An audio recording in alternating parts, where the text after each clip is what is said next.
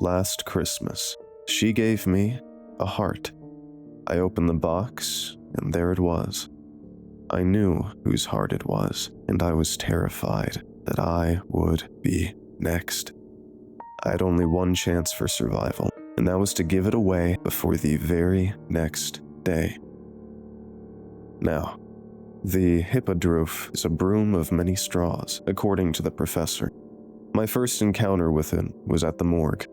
I was called by the detective and asked to come identify the remains of my uncle who had gone missing while hiking a week before Christmas.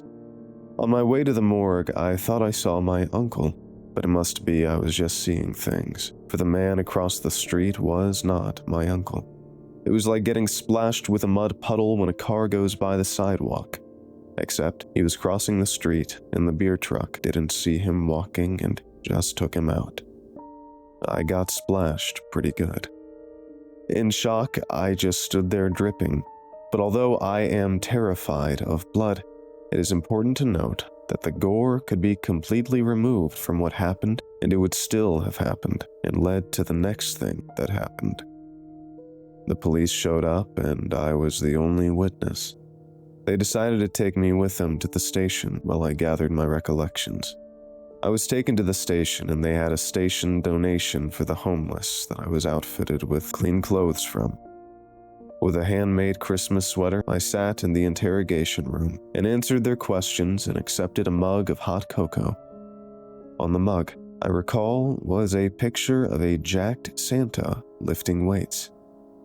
It wasn't as bad as looking at the crime scene photographs of someone who was strangled to death with Christmas lights, or the charred body under a scorched Christmas tree that they had mistakenly left on the interrogation table. Those scared the hell out of me, so I looked away, trembling in terror. Since I was already needed by the police to identify the remains of my uncle, they then drove me the rest of the way to the morgue. There, I saw what was left of my uncle, who was attacked and killed by an escaped exotic pet. This one happened to be a polar bear wearing a scarf knitted with Coca-Cola bottles. Trackers had hunted the beast down and used tranquilizers to sedate it, and then they took it and returned it to its owner, since the owner is so rich that they will face no charges and have their property returned. That's the law, I suppose. Never mind the grisly remains, for I would not mention any sort of gore, since, although I am personally terrified of blood, it could be removed from my statement completely, and my story would still be terrifying. What is terrifying beyond the horrific mutilation and claw marks on his body is the object he grasped. It was a strange doll he had found while hiking, and he was still holding it. The doll was like a little Mrs. Claus, but with a broom with half its straw missing.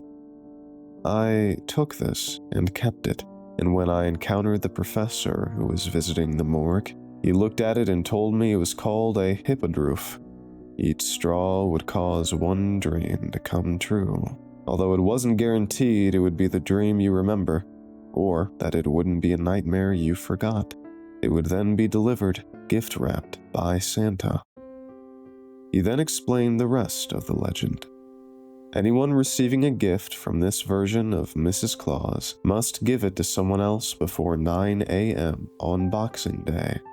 Whatever was in the box, whether it was a fruit cake or a severed hand, would then be removed from their own body by New Year's Eve. Those are the rules, I suppose, although there was a lot more to it. I just wasn't paying attention. He warned me that trying to get rid of the doll would have even worse consequences. The only option, now that I had inherited it, was to take a straw from the broom of the hippodroof and clutch it while falling asleep, waiting for Santa. I went home, took a shower, and tried to forget the awful day I had just had. I took some magnesium gummies, ate some wheat candy, and drank some blackberry-flavored sleepy time tea with all that warm milk swirling around in it to try to get some sleep. I slept all right, but had very disturbed dreams. I can't say what happened in my dreams. but I was so terrified and disturbed as bits of them came into my consciousness that I worried about trying to get rid of the Hippogriff doll. I went back to the morgue, looking for the professor, and found two morticians arguing about something. One of them said, "You literally cannot say hot Frosty at the morgue. There's got to be some kind of law against it. This is your last warning. I looked it up on Urban Dictionary and it is gross misconduct to even mention it." "Excuse me?" I interrupted. They both looked at me with red-rimmed eyes, scraggly, unwashed hair, and weird pasty lips. I shuddered, although their appearance wasn't frightening or disturbing, because how someone looks can never be called scary. That's just rude. No, I shuddered because I had forgot to wear my new, old hand-knitted Christmas sweater, and the morgue was quite chilly. They just stood perfectly still and stared at me without blinking. "I am looking for the professor. He was here yesterday?" "He?" one of them asked. "Well, yes, he actually mentioned he prefers he as a pronoun," I said. They conversed with each other in whispers before they responded in unison. "You must have seen a ghost." Which I decided was the case, since the professor had suddenly vanished as quickly as he had appeared. While it might seem that this was a wholesome and friendly ghost, it wasn't, because the ghost had warned me and therefore cursed me with the knowledge of the Hippogriff doll. If I'd never known, I'd probably have discarded it and dealt with some less horrifying consequences.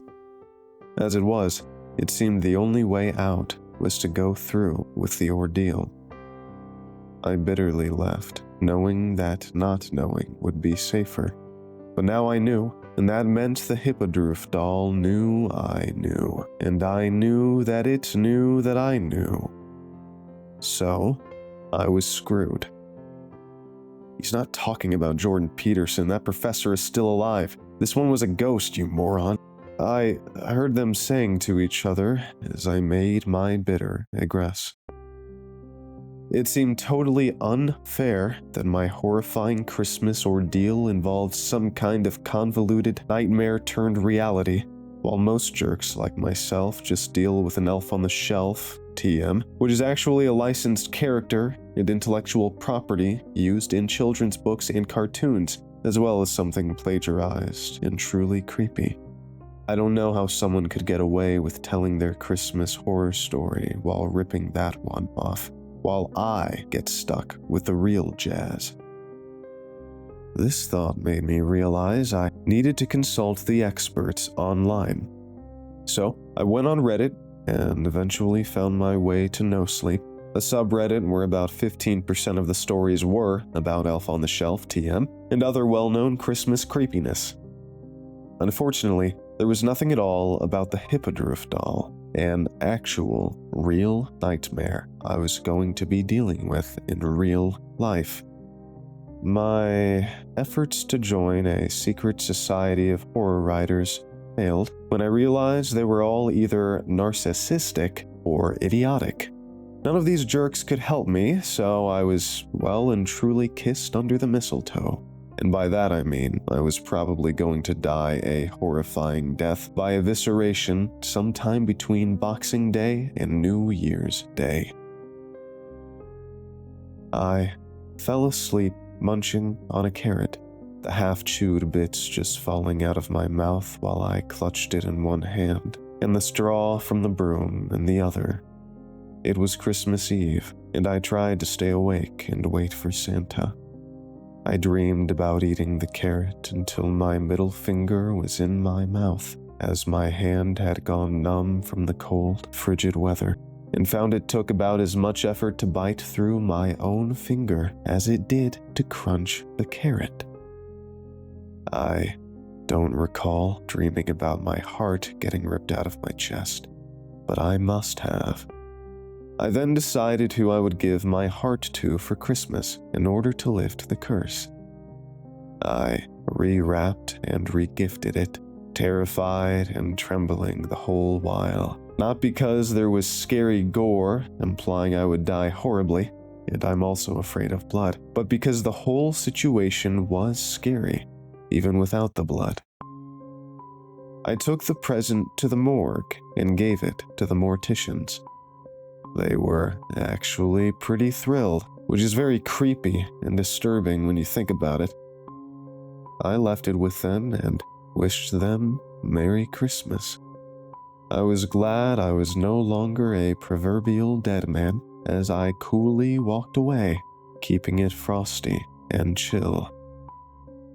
They said together, "Happy holidays, Frosty."